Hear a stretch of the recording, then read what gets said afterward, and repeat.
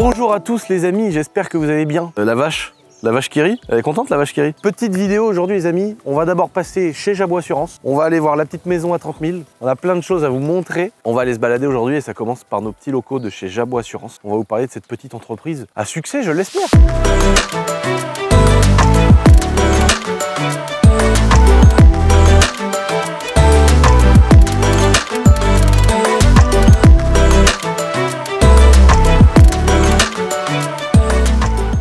Bon les gars, on est avec Jawad, mon fidèle associé. Oh putain, oh l'équipe de bras cassés. Il y a des choses à raconter. Et il manque plus que Khalid frère. Ouais, je te jure. Il manque plus que Khalid, Narlo, on est à 2 doigts de l'incarcération. C'est la pièce maîtresse. Les gars, on est dans nos petits bureaux de Jabot Assurance. Pas mal quand même.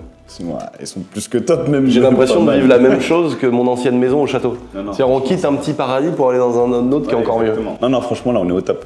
Donc là on a ces beaux bureaux qu'on avait achetés à côté d'Angers. La petite vue et tout quand même sympa. Ouais, c'est sympa. Franchement.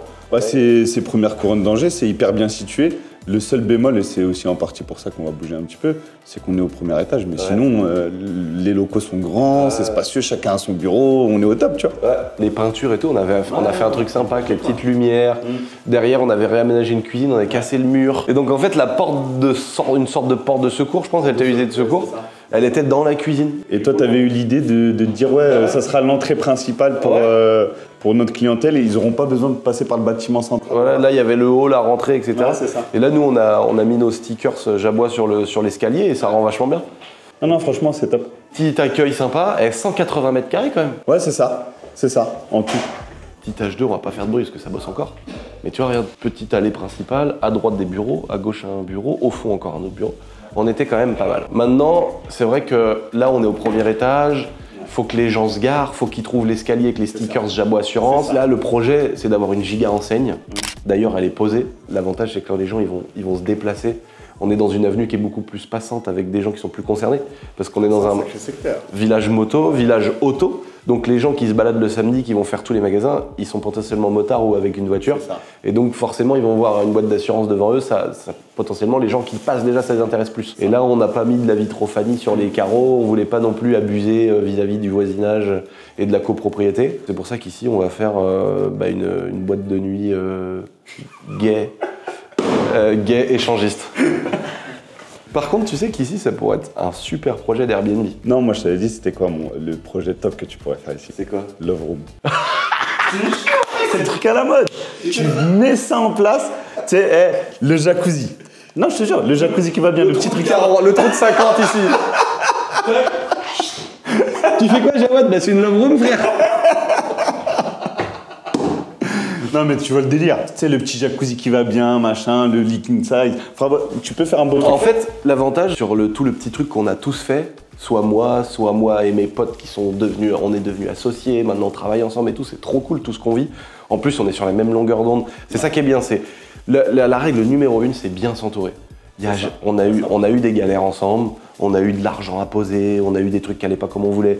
Mais il n'y a jamais eu un mot plus bas que l'autre, plus haut que l'autre.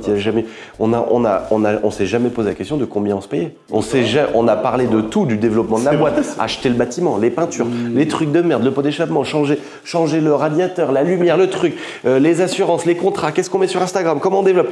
Jamais on s'est dit combien je gagne d'argent, combien tu prends de dividendes, combien je prends de dividendes. Parce que c'est pas le but. Le but, c'est de créer un truc. Et attention, je parle en étant quelqu'un qui gagne déjà sa vie à côté. Hein. Non mais il faut pas être hypocrite non plus.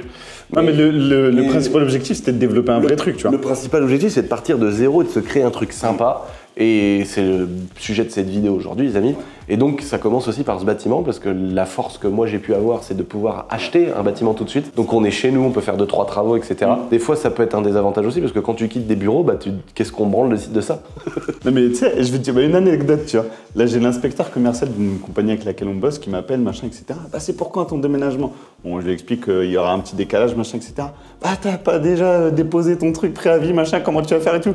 Je dis moi j'ai pas de problème, mon associé c'est le patron ici, c'est le patron là-bas du bâtiment, donc tu vois j'ai pas de... C'est une farce. C'est comme les gens, moi quand j'étais plus jeune, je voyais des gens qui achetaient leur nouvelle maison, mais qui avaient négocié avec la banque, je sais plus comment ça s'appelle, genre je sais plus comment ça s'appelle, il y a une sorte de crédit bancaire où ça veut dire que tu payes que 1 an après. Donc en fait, ils étaient proprios de leur maison, mais ils remboursaient que 1 an après. Donc ça leur laissait genre 3 mois où ils étaient encore dans leur ancienne maison et ils avaient genre 3, 4 mois, 6 mois pour la vendre. Donc du coup, tu déménages, t'es tranquille parce que t'as les 2 maisons qui sont à toi. Après, quand t'as la thune et que tu peux être propriétaire des 2 maisons et attendre d'être dans la nouvelle pour vendre la vieille, bah, c'est un peu comme ici. Et nous, l'avantage, c'est qu'on va pas vendre ces locaux-là. Nous, on va déménager, on va prendre le temps de tout faire bien, voilà, tu vois. Et il y a toujours des galères. Et nous, on en a en ce moment. Donc évidemment que, tu vois, si on avait dit on met des nouveaux locataires ici ou on vend, ça nous aurait mis dans la merde. Donc c'est pour ça que c'est quand même un putain d'avantage de pouvoir être proprio des murs. Et en même temps, tu fais du foncier, tu as de l'immobilier, tu investis sur 20 ans, c'est quand même pas mal. Mais l'idée, c'est de se dire qu'est-ce qu'on va faire ici. Et c'est vrai qu'il y a plusieurs solutions. La simplicité, c'était de mettre à louer. Ouais, ça aurait été plus simple. Des bureaux, je sais pas, une agence immobilière. Mais je pense que, tu vois, t'es parti sur ce principe-là de base où quand t'achètes un local, tu veux développer une activité à toi dedans. Ouais. Et pour moi, c'est la formule qui marche. Tu vois. Ouais, voilà, c'est ça. Et en fait, on a fait un rendez-vous avec la copropriété, une assemblée générale. Ouais, c'est ça. Et on a demandé, parce que vu qu'on a d'autres bâtiments autour, il faut poser des questions, il faut savoir est-ce qu'on a le droit de faire ci, est-ce qu'on a le droit de faire ça. On pourrait pas faire une boulangerie ici, tu vois. Ouais. Ou mettre un pont avec shift tech. T'imagines, le mec qui fait une énorme rampe et tout là. Les mecs qui partent dans un délire de ouf. Tu sais, il sait trop qu'ici ça va marcher. C'est comme quoi, tu vois, le culot il paye. Parce que tu m'as envoyé au casse-pied, je me suis dit c'est impossible, ils acceptent tout ça, machin et tout.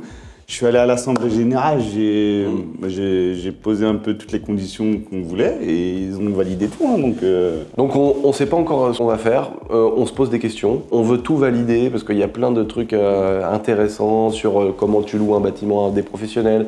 Il y a des zones où tu as le droit de faire du Airbnb, il y en a où tu n'as pas le droit. Il y en a où tu peux... Alors ici, attention, ça reste des locaux professionnels. Hein. Tu pourras jamais louer un bâtiment professionnel en habitation. Non, il faut faire un changement de destination qui sera obligatoirement refusé dans un endroit comme celui-ci. Ouais, donc il y a plein de choses à savoir, il faut vraiment se renseigner avant. Pensez aux notaires, pensez aux agents immobiliers. Quand vous achetez une maison, il faut demander si elle n'est pas frappée d'alignement, s'il n'y a pas des servitudes.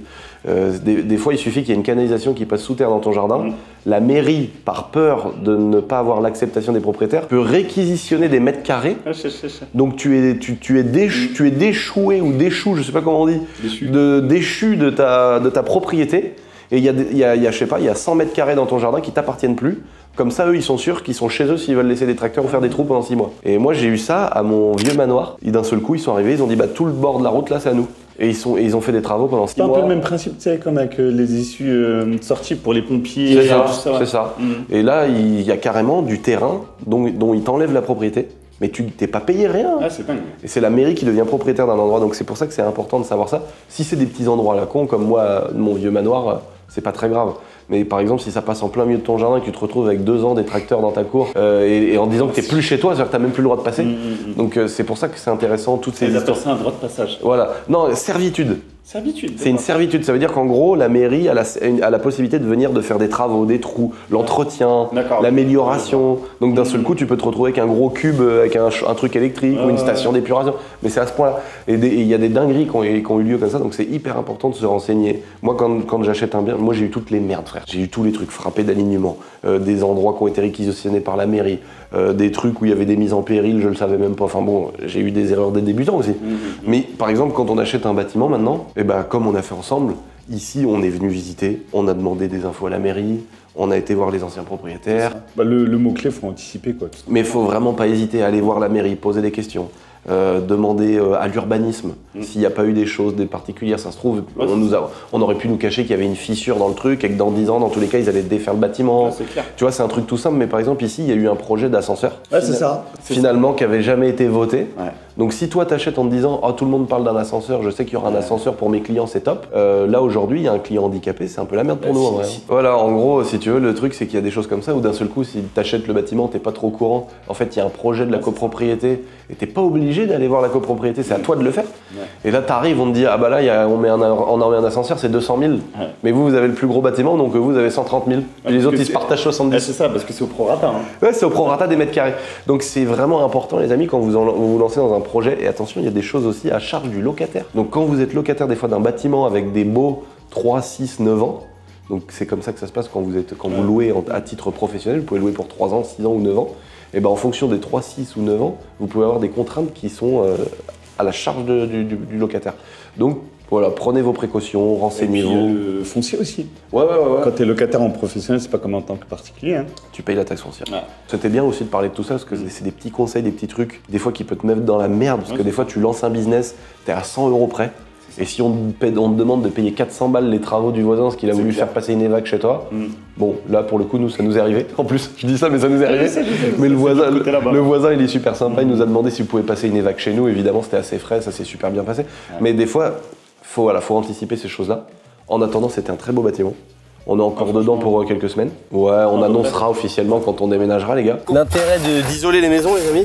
Regarde le trou dans l'eau. Et pourtant, moi j'ai une copine, elle a une certaine capacité, bah je fais même pas ça avec elle. Donc t'imagines la capacité du mur. Là c'est le gros intérêt de faire des crépis ou des joints sur les murs. Parce que là t'imagines le vent passe, l'humidité, le froid, c'est hardcore. Hop là. Et là au montage, faut que tu me fasses faire un backflip. Regarde bien backflip. Ah bah ils font moins le malin maintenant. Cette petite chaîne secondaire qui n'est plus si petite que ça parce qu'on a bientôt 400 000 abonnés. Bravo de vous intéresser à ce genre de sujet. Bravo d'avoir envie de faire un peu d'immobilier, peut-être même si j'en fais un peu de trans moment. J'avais envie aussi de vous faire des vidéos sans prise de tête, des vidéos suivies de chantier. Là, on est donc devant la petite maison de ma maman, la petite maison à 30 000 €. Donc là, regardez, on est à la flotte de véhicules de notre société de BTP. Donc là, la petite rampe, le petit Ben, on a un sacré engin. Hop, Michel, il va à la société. Elle est juste derrière la société. Tu vois, juste là. Ça, c'est la société. Là où il y a le château écroulé à côté de chez nous dans le village et tout, il y a la société aussi. Donc on est toujours près d'une société. Il faut savoir, la société dans les petits villages comme ça, les gars, c'est vraiment beaucoup d'alcool. Peut-être que je suis un menteur. Peut-être qu'il y a des exceptions à la règle. Je n'en connais pas. Mais ça peut-être que ça existe. Là, regardez ce beau sprinter. Regardez-moi ça. Là, on est sur le sprinter de la boîte. On lui avait mis... Ah, attention. Ah bah lui, le chef, il a vu une caméra. Non, bon, putain, j'ai vu le nez. T'as vu le nez, Thomas? Oh, mais c'est un fraisier, frère. Oh, le frère. Il se mouche, il a l'impression de serrer la main à un pote. Mais ça, c'est le terroir, ça. Ça, c'est le patrimoine de la campagne. J'aime ça. Là, il y a beaucoup de gens qui vont voir cette vidéo en se disant oh là là, quel hypocrite, il se fout de la gueule et tout. Mais non, j'aime vraiment ça. Je me fous pas de la gueule des alcooliques. J'ai eu des problèmes avec les chasseurs dans mon passé, etc. Parce que il y en avait par chez nous, c'était vraiment abusé. Ceux qui connaissent, ils savent que j'exagère pas, que c'est vraiment des... Voilà, ils exagèrent. Maintenant, je m'entends très bien avec les chasseurs autour du château, qui chassent partie des terres du château. Ça se passe très bien et ça fait plaisir. Mais faut être lucide, faut arrêter de mytho, faut arrêter de se voiler la face. Dans les petits villages, dans les sociétés, les gens ils sont défoncés morts, ça picole, voilà. Mais moi, mais vraiment, je vous le dis sincèrement, ça ne me dérange pas. C'est pas une façon de parler d'un problème et de le critiquer en même temps, pas du tout. Je fais pas des discours comme ça de blaireaux ou d'hypocrites qui pissent sur ce qui les font vivre ou des choses comme ça. Je trouve ça cool qu'il y ait des chasseurs. Je trouve ça cool que les chasseurs puissent continuer à boire pendant qu'ils chassent, dans une certaine mesure. Il n'y avait pas de mesure de ce que je connaissais. Je suis très content que ça se passe bien, très content que les gens puissent faire leur passion. Je suis content à la campagne. Il faut aussi des voyeurs qui se branlent en dessous d'un arbre quand tu vas te baigner. C'est important parce que sinon il y aurait trop de gens de la ville qui viendraient à la campagne. Il y aurait trop de trucs normaux, tu vois. Il faut des îles où il y a des PD qui courent avec des piqûres dans le cul et tout. C'est normal, il faut ça. Et moi ça me dérange pas, je suis content. Qu'il y ait une mesure, oui, mais pas stopper. C'est normal, c'est le terroir, c'est le patrimoine. Et ça, c'est mon patrimoine. Un beau sprinter, celui-là c'est celui de la boîte. Alors il y a un petit logo EMIC Shop. En fait, il nous sert pour le magasin de moto quand il y a des événements liés à la moto. Et sinon, il nous sert pour la boîte de BTP et pour Lucas de la boiserie, il lui sert de bulldozer. Voilà, c'est pour ça qu'il y a ça. Et ça, oh là là là là là. Oh, ça fait partie de mon patrimoine personnel. Ma BMW 335 et injection. Alors là, autant te dire que ça, c'est un aspirateur à gonzesse. Valentin, notre cher collaborateur derrière cette caméra ici présente, nous a fait des petites bites vertes pour l'occasion. Dans la vidéo qui sort dimanche, si vous regardez cette vidéo qui vient de sortir, il y a une vidéo qui sort dimanche sur ma chaîne principale où on traite un sujet sur cette voiture. Voilà. Et donc voilà ce beau Sprinter. Et là on a ça, c'est horrible. Esthétiquement c'est horrible. C'est un espèce de mini poids lourd chelou, très peu d'entreprises extérieures qui interviennent. Maintenant, c'est ma boîte à moi. Et donc, c'est pour ça qu'on achète des camions. On a donc la benne, le machin. Là, on a un nouvel engin incroyable. Je vais sûrement parler sur ma chaîne principale, mais qui va surtout nous servir pour notre entreprise de bâtiment. Donc, on a plein d'engins à la con parce que ça grossit, ça grandit, quoi. Donc là, voilà. Bon, on va rentrer maintenant dans cette petite maison. On va aller faire le tour. Oh là là, bah, j'avais pas vu, moi, les finitions avec les poutres apparentes. Oh là là, la cheminée. Attends, mais vous avez fait quoi sur la cheminée, là? Et il a gratté les pierres, il a refait les joints. Oh non! C'est Anton qui a fait ça? Ah, il est trop fort, le petit B la boiserie, mec. Ah, il a trop géré. Ah bah un revenant! Bah revenons. Ça Tito. Ça va les gars? Ah, t'étais bien, toi t'étais en vacances? Bon, j'aurais pas de Mario, Enculé. Le petit crépi, la pierre taillée, les joints, là-haut, là, l'espèce de corniche. Ça, je sais pas si ça s'appelle une corniche quand c'est une cheminée. Si ça s'appelle comme ça? Oh, comment elle est belle la cheminée. Les mecs, voilà le tas de merde que c'était. Tu te rends pas compte? C'était dégueulasse avant. Oh là là, le meuble, vous voulez l'azurer? Oh putain. Le placo, ça on avait déjà filmé, mais maintenant le placo est peint. On vous avait pas filmé par contre le plafond avec les poutres apparentes. Le mec, c'est incroyable. Oh là là, comment ça va être beau. Oh le taf de fou qu'ils ont fait les gars. Oh c'est magnifique. Ouais, là la cloison qui avait été rajoutée, voilà. Oh la petite porte, attends, je me rappelais plus qu'il y avait une porte là. Ah c'est qu'elle devait être fermée avant. En fait on avait montré nous, juste l'époque où c'était en placo. Il n'y avait encore pas l'électricité qui fonctionne et tout. Voilà, on avait gardé le carrelage d'époque. Ici, les murs, ils étaient tout pourris, rappelle-toi Ralise. Oui. Là c'était le mur, tu te rappelles, il était tout noir. Oui. Tout noir dégueulasse. Cloison pour les toilettes derrière. Et là, la fenêtre, mon gars, l'ouverture de la fenêtre est fabrication française. Oh putain. Ça, c'est juste le détail con qu'on aurait dû prévoir avant. Parce que ça, en fait, ça, c'est pas de placo, c'est le mur direct en béton. Et il aurait fallu faire une saignée, mais c'est de l'argent, c'est du temps. En fait, c'est des détails de merde. C'est ce genre de petits détails tu penses pas vachement en amont dans le projet. En fait, j'y avais pensé. Parce qu'il y a Axel qui m'avait dit, bah gros, ce serait bien de faire une saignée. Et après, je m'étais dit, ouais, mais c'est encore du temps, faut encore remettre un coup et machin. Et tout ça, c'est facturé. Et je m'étais dit, bon, pourquoi pas mettre ça. Mais maintenant, quand tu vois une belle pièce blanche comme ça, avec ça, ça aurait été mieux de se faire chier à faire une saignée. Et depuis, Milwaukee nous a envoyé une machine pour faire les saignées. T'as deux lames que tu peux écarter pour faire justement une saignée. Et après, tu pètes avec un burin le milieu. Là, t'as refait, toi, en fait, Alexis, au départ, il avait fait un escalier. Et le truc, c'est qu'on l'avait fait fonctionnel. Il était très bien, fonctionnel. Mais tu t'es aperçu, toi, que pour la location, il y avait... Les marches, c'était pas assez... En fait, il y a un nombre de...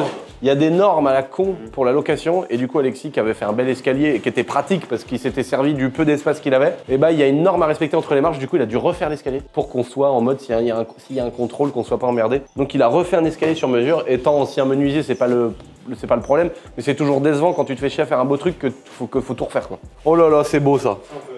Ça, c'est beau, ça. Là, les électriciens, bon, il y en a qui vont critiquer.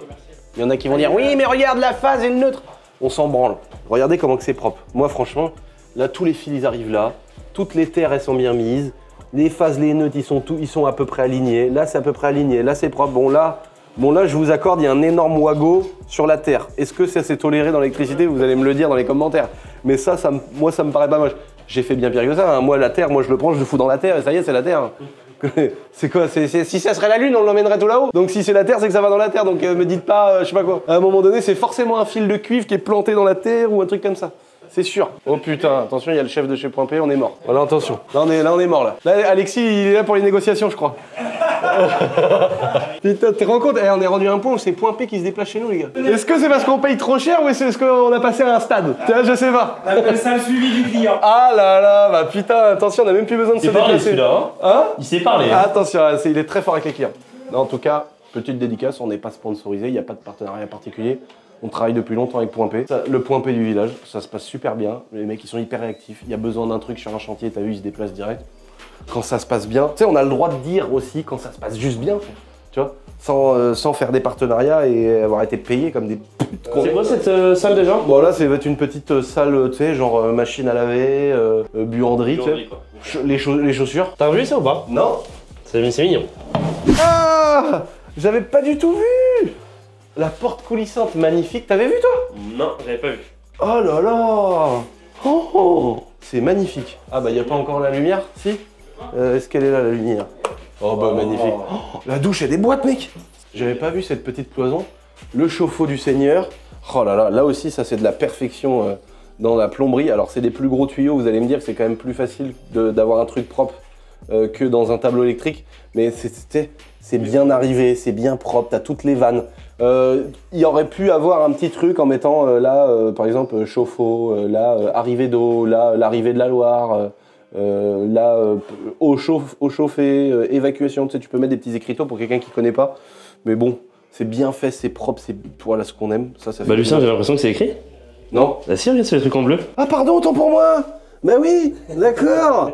C'est marqué là, mais alors par contre, ah oui d'accord, étage, ok, lavabo, SDB, salle de bain, rez-de-chaussée. Ah oui, WC rez-de-chaussée. Bah c'est magnifique, franchement c'est propre, c'est bien passé. Le top ici c'est de mettre un rideau, comme ça en dessous tu peux mettre, je sais pas moi, la corbeille de linge sale. Là t'as une petite truc, oh l'eau qui coule. Oh là là, ça fait plaisir parce qu'on est sur un... On est presque... Il restera une dernière vidéo ici où ce sera le reveal des clés avec les locataires. Peut-être pas avec les locataires quand même, mais avec les gens qui vont vivre ici. On vous montrera vraiment quand il y aura la remise des clés, c'est-à-dire que ce sera fini. Mais là déjà, quand t'es rendu à un point où il y a la salle de bain qui est posée et il y a de l'eau qui coule, c'est-à-dire que le projet a bien avancé, donc je suis très content. Par contre, je pense qu'il y a peut-être un truc à mettre le long du placo, même si c'est du placo vert. Tu vois, on voit que c'est du placo qui est vert derrière, donc il est fait pour l'humidité. Mais ça m'étonnerait que ce soit directement sur les murs, comme ça je pense. À mon avis, soit faut faire un carrelage, soit faut mettre des parois.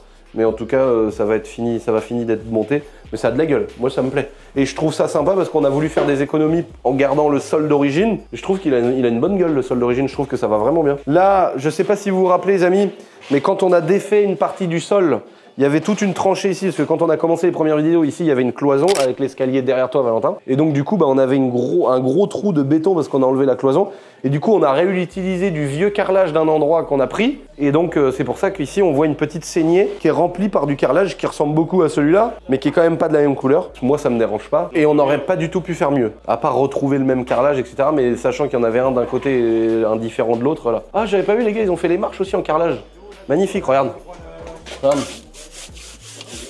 Magnifique. Ah ça déboîte ce qu'ils ont fait là.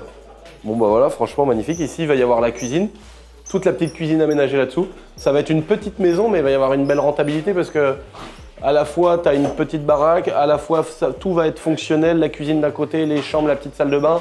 Franchement, elle va être pratique. Ah oui, donc là, les gars, ils se sont occupés, avec toutes les fenêtres, ça y est, elles sont posées définitivement. Et les gars, ils se sont occupés de tout piquer, la façade. Et donc là, ils vont refaire un crépi lisse, comme nos amis les voisins, qui sont toujours propriétaires d'un droit de charrette. Et eux, ils ont fait un beau crépi, parce que c'est des gens qui avaient fait une belle petite véranda et tout. Ils se sont fait plaisir tout au long de leur vie. Ils habitent là depuis très longtemps. C'est pour ça qu'ils ont le temps de faire des histoires. Et nous, on n'a pas le temps, donc il n'y a plus d'histoire. Et ça a l'air de les faire chier qu'il n'y ait plus d'histoire. En tout cas, voilà, on va faire un peu comme eux. Un beau crépi tout lisse, tout neuf. On va prendre les mêmes coloris. On a fait, pour information, hein, même si on fait la même chose, qu'on s'inscrit dans la même teinte que la commune et tout, il faut faire des demandes, on les a faites, elles ont été acceptées, c'est pour ça qu'on commence.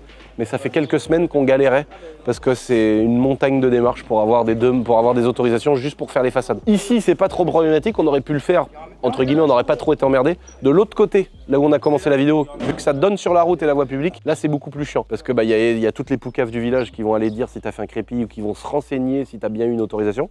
Parce qu'on est dans un pays comme ça de poucaves. Et deuxièmement, il y a aussi le fait que y a toujours un élu du village, un machin, un truc qui passe et qui se pose des questions et qui va vérifier.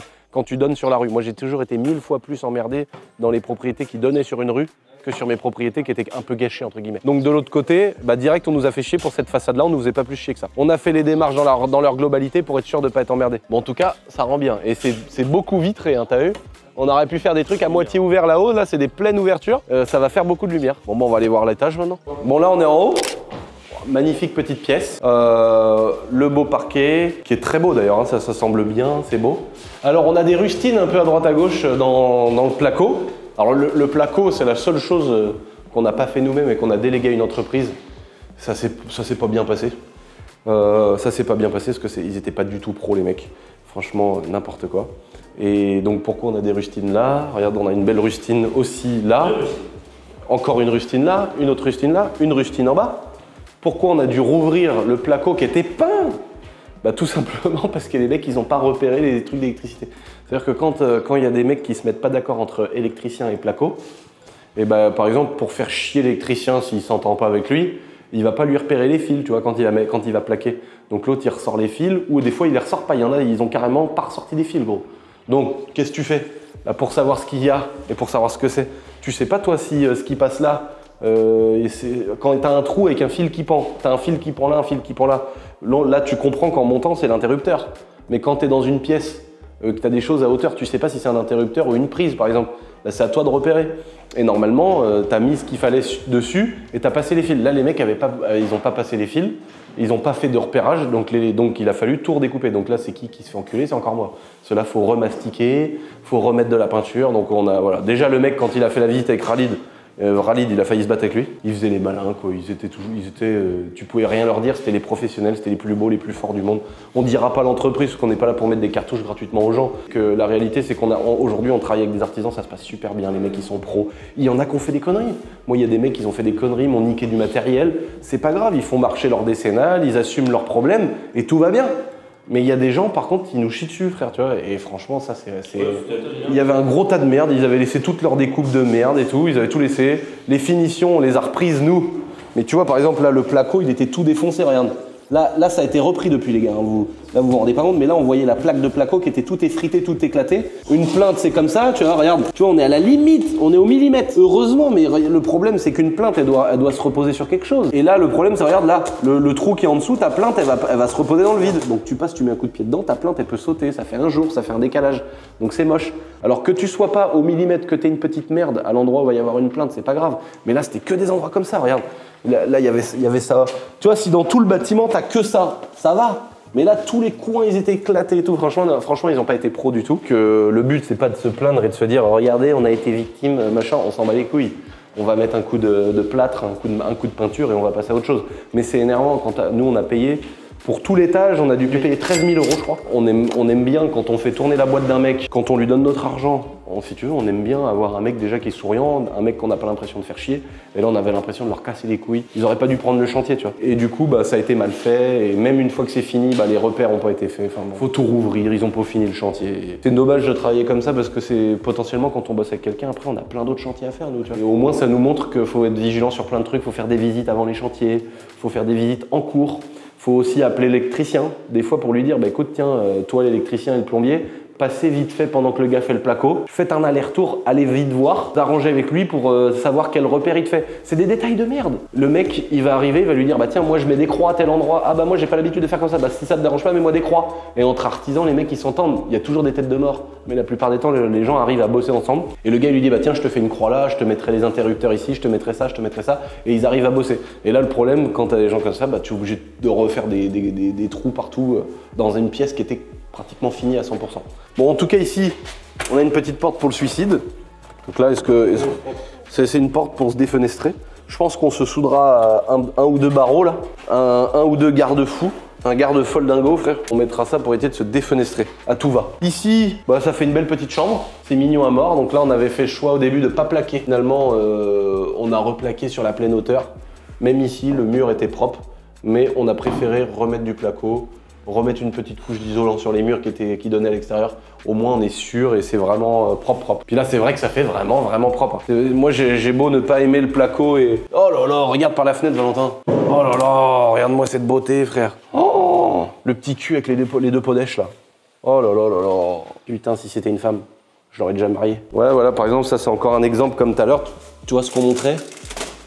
Tu vois là, alors là, soit il y a en fait il y a deux mondes.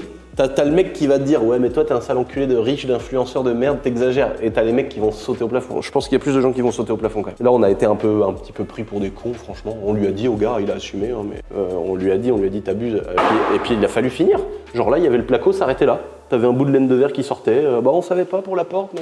Donc c'est pour ça que c'est bien de faire des suivis, c'est peut-être aussi de notre faute, on n'a peut-être pas fait assez de suivi de chantier, on n'a peut-être pas été... Mais tu vois, si à chaque rendez-vous je dois me déplacer pour vérifier le travail du mec, autant que je prenne une truelle et des plaques de placo, des vis noires là, et je le fais frère, et on n'a pas le temps, tu vois, sinon tu peux pas faire plein de trucs. Le but c'est pas de dire il a fait de la merde pendant 1000 ans, c'est pas ça que je veux faire passer comme message. J'imagine qu'il a une entreprise, qu'il est en expansion, qu'il prend plein de salariés qu'il connaît peut-être pas bien, les mecs qui bâclent un peu les chantiers, il est presse pour aller vite, pour faire de l'argent, il a envie de faire de l'argent, il a sûrement raison. Tu vois, mais c'est pas en contrepartie que tu dois léser des clients.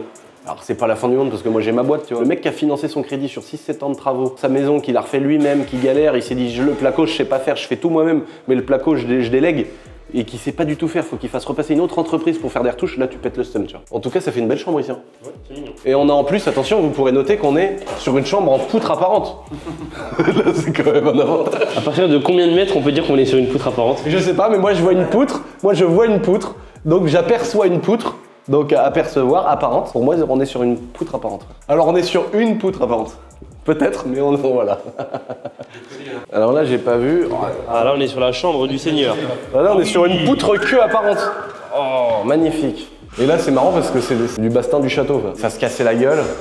Et tout ce qu'il y avait là-haut, là, ça tombait moitié et tout. Alors là, en fait, ici, c'était un grenier. Effectivement, si tu regardes, il y a la poutre queue, frère, qui fait chier. Ça, c'est vrai. Mais le problème, c'est que la poutre de Bamako, elle est là et on n'a pas le choix de la garder. Sinon, tu fais quoi? Tu fais une pièce de stockage, tu fais une pièce de rangement. Moi, j'avais une autre idée, on en avait parlé avec Khalid, qui pouvait être sympa, c'était de faire une cloison ici, en fait. Et comme ça, tu mettais juste une porte et t'avais une porte qui était un peu petite. Ça veut dire que si t'allais de l'autre côté, bah, tu te penchais pour passer dans la pièce. Mais ça t'évitait d'avoir à te pencher tout le long ou de plus te rappeler de te taper la tête dans la poutre.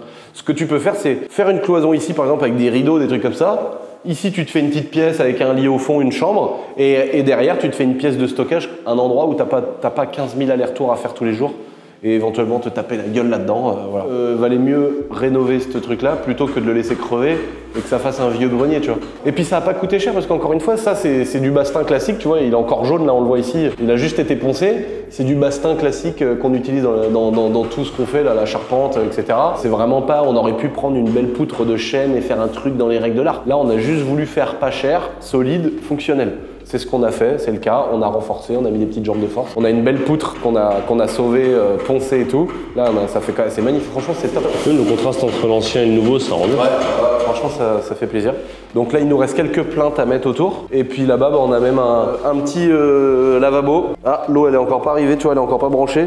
Mais il y a toutes les évacs là qui repartent dans les murs. Donc ça va être pratique d'avoir un endroit, mais ça pourrait peut-être faire une office de salle de bain à l'étage.